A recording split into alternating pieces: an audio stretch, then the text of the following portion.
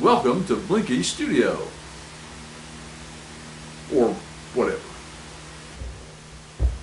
Hello. Today we are going to hopefully not destroy a microphone. So, let's get started. Oh, this is the MXL 990 that I was telling you that I was going to rip some screen out of it and show you how it's done. Well, today's the day.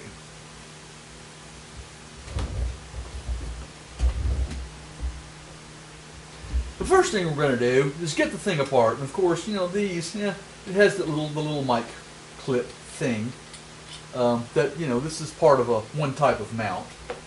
And they're handy to have. And the actual bottom ring, here we go, spins out and exposes really the body of the mic. Now we still have two little screws, one here and one here, to get the basket off of it, and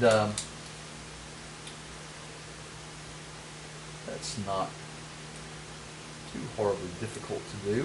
This one, they put a little dot of some type of thread locking compound on there. This is red, this particular one, but it's not really thread locking compound. It's just some fingernail polish looking substance that they put on there. Ooh, yeah, the little standoff comes out too. Well. Okay, so when you get this loose,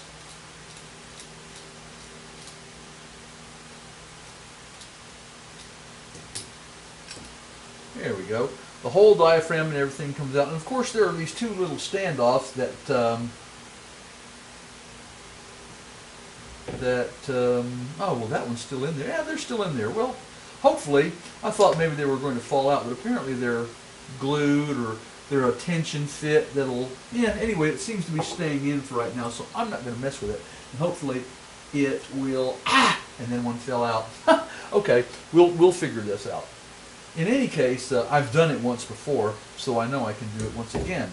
So, and what we're going to deal with really is the basket. And if you look at this, you'll notice that this one is much more opaque than the other one I showed you. In fact, you can see, you probably, at that angle, probably can't see anything through it. In any case, the way that I start this, because there's really nothing to grab onto, and if you sit here with, you know, and even with these angled, you go in there and you just try and try and try. So what I do is I just go ahead and just get a little Cro-Magnon on it, and I just take the end of my screwdriver and I just get in there and towards the bottom, try to get in down here where it doesn't really show. But what you want to do is and once you get into the screen, just lever that up and lift up.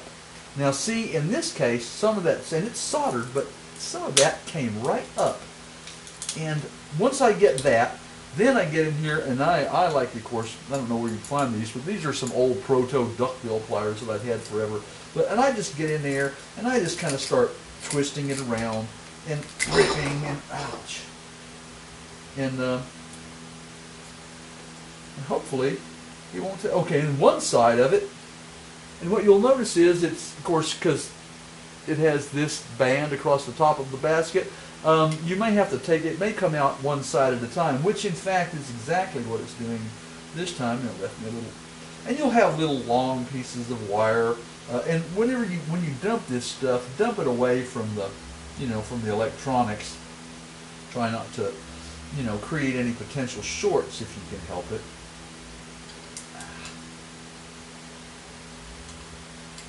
I don't know how long this battery is going to last. It's not my usual nickel metal hydride. It's okay. Now we'll go to the other side. I'm going to go ahead and take the first layer of screen that you're going. Ooh, this one's going to come out better. The first layer of screen that you're going to run into will be the most fine layer. and then the secondary, and then the exterior of the basket is actually the most coarse layer, and truthfully, probably all that you really need in terms of, you know, protection for the microphone. And if you can get on the edge, because the edges are very strong, and just lever that stuff out like that. Of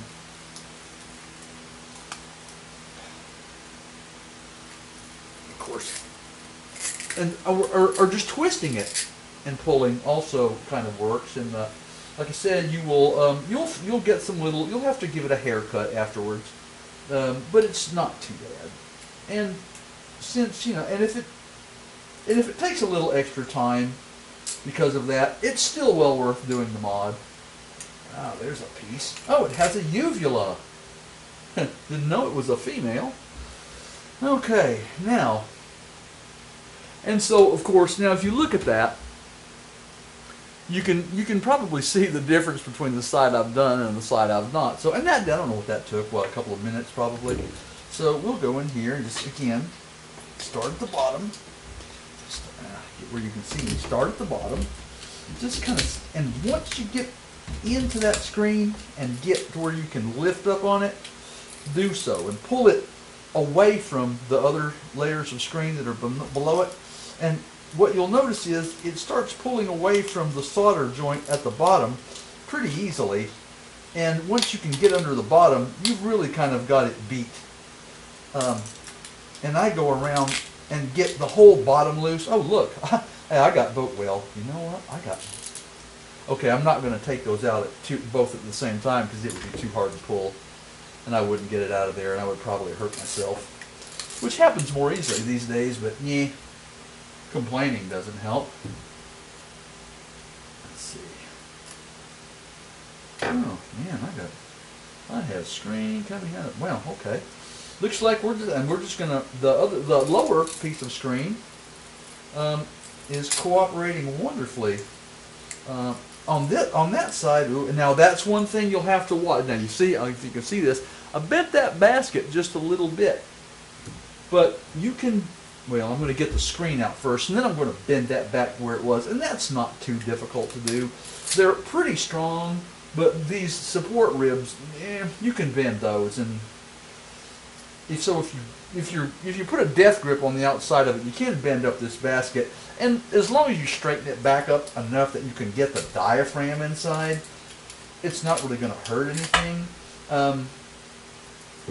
I like for my stuff to look as professional as I can keep it looking, and when you're trying to record someone, it probably makes them feel a little bit better about what you're doing.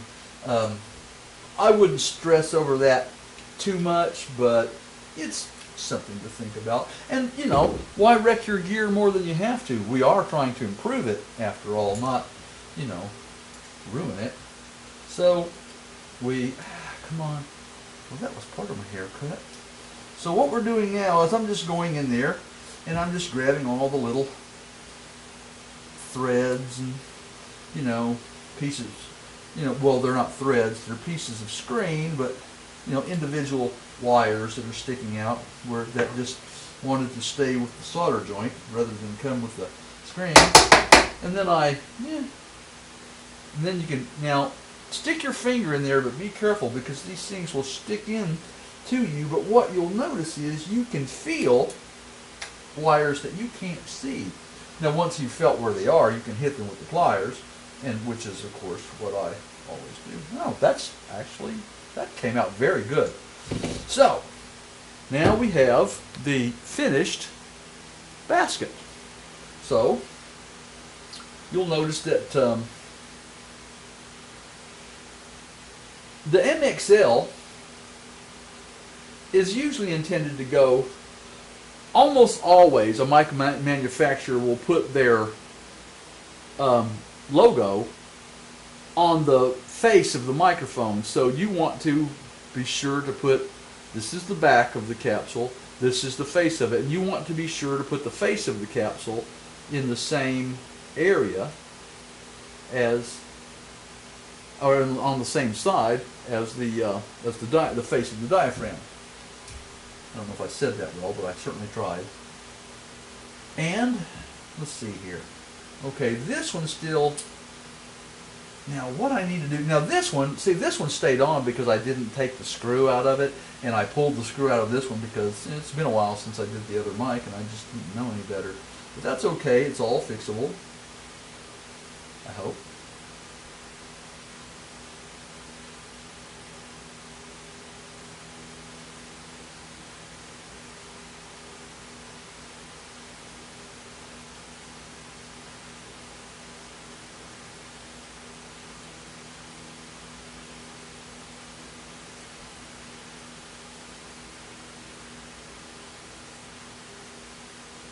And this may take a minute. And if it does, and I apologize in advance for, or well, I guess it's too late for it to be in advance. I apologize for, if I waste any more of your time, you're going to see an edit right about here. So we'll see how this works out. Ah, there we go. So now we have the two screws, and truthfully, considering the way that this is working, I'm thinking holding it upside down is going to be my best bet. So, face of the microphone, logo facing me, we get the basket lined up on its little grooves, and hopefully I can make that screw start without, wow, that one's good, without cross threading. Now, if you cross thread these, you can go ahead and jam them on in and it will hold and be fine, but the next time, if you ever want to take it apart again, you could have trouble, and I don't recommend doing that.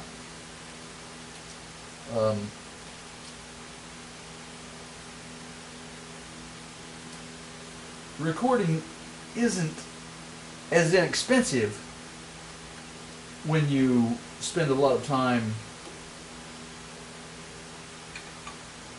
replacing gear that you've destroyed, trying to improve it.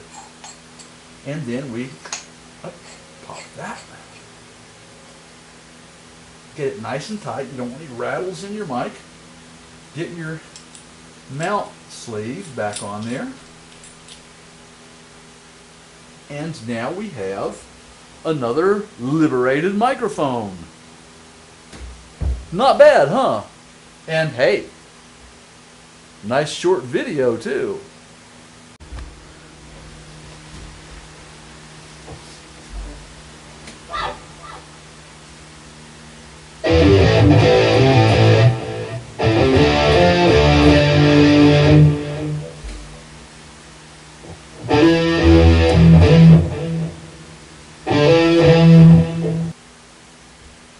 So, be well.